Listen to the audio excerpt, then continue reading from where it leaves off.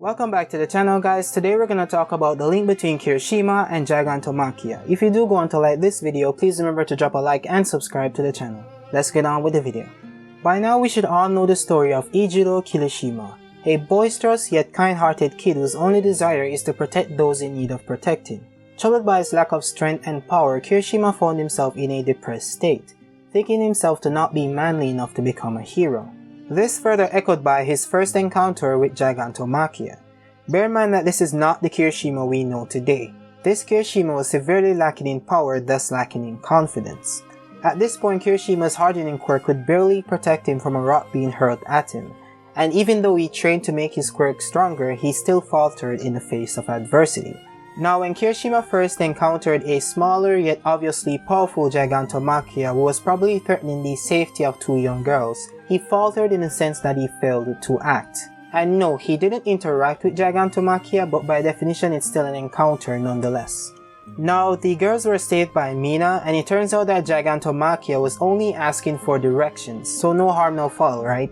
Not in Kirishima's case. Though the girls were safe and no harm was done, Kirishima still felt guilt for not acting due to fear. And rightfully so, since his dream was to become a hero.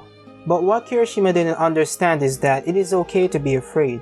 It's okay to fear death, but as a hero you must act in spite of that fear. Kirishima learned that after stumbling across an interview done by his #1 hero, Crimson Riot. And after that day he vowed to never hesitate again and changed his appearance to match that mindset. A mindset ideal to the kind of hero he wants to be. Now, with that being the backstory of Kirishima, let's talk about what we know about Gigantomachia.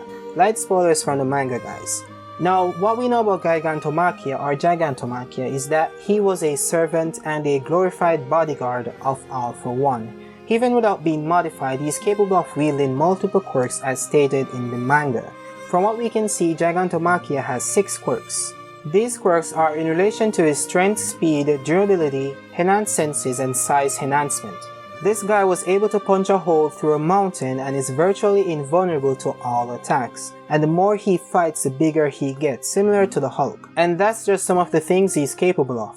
So, does the statement about him not being modified yet being capable of holding multiple quirks or wielding multiple quirks mean that he was just born with a body strong enough to withstand the pressures of multiple quirks? Or does he have a quirk that gives him the ability to do so? And if so, what would that quirk be?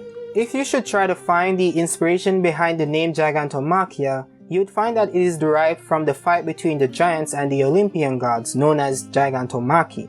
Now, you guys might have already known about that link because it has already been covered by another YouTube channel called Plot Armor. But I want to go a little further to say that not only is the name derived from Greek mythology, so are the abilities Gigantomachia possesses. Strength, speed, durability, enhanced senses, and size enhancement. These are all the abilities of giants from Greek mythology. Now, since it states that Gigantomachia was not modified, this simply means that he was not a Nomu, or he's not a Nomu. However, not because he's not a Nomu, that doesn't mean that he was not given multiple quirks by Dr. Ujiko. A prime example is All For One. Unless All For One is a Nomu. I'm just kidding, but it's possible if you think about it. Like, how the hell is this dude still alive after getting his head blown off? Now, as much as I'd like to get into that hypothetical, let's stay on topic. Since we know that Gigantomachia was given multiple quirks, could one of those quirks be a duplicated version of Kirishima's hardening quirk? If you look closely at Gigantomachia, you'd see that he resembles Kirishima whilst he's in his hardened state. They both have a rock-like look with jagged edges. The only difference is that Gigantomachia is always in his hardened state, or so we're led to believe. Now, you might be wondering, how would Gigantomachia get a duplicated version of Kirishima's hardening quirk? The answer is through Dr. Ujiko's quirk duplication technology. This could have been done when Kirishima visited the doctor's office when he was younger to test if he will develop a quirk, much like Deku did. The doctor could have duplicated his quirk and given a souped up version of it to Gigantomachia, or Gigantomachia. So what I'm getting at here is that these two characters are destined to fight each other. Since Kirishima's first encounter with Gigantomachia which broke him, and that which made him into the person he is today. A lot of people have theorized that Deku will be the one to defeat Gigantomachia, but I beg to differ. There is always a villain to every hero's story, and that villain for Deku is Shigaraki. Kirishima's story will come full circle with the defeat of the one who started it, and that's Gigantomachia. They just don't know it yet. I have some more My Hero Academia content coming soon and some new Boruto content as well, so stay locked in by subscribing to my channel and hitting that notification bell. If you enjoyed this video and found it informative, go ahead and drop a like down below to show your support. Also share this video with your friends so that they can also share their thoughts. That's it from me. Thanks for watching. Have a nice day.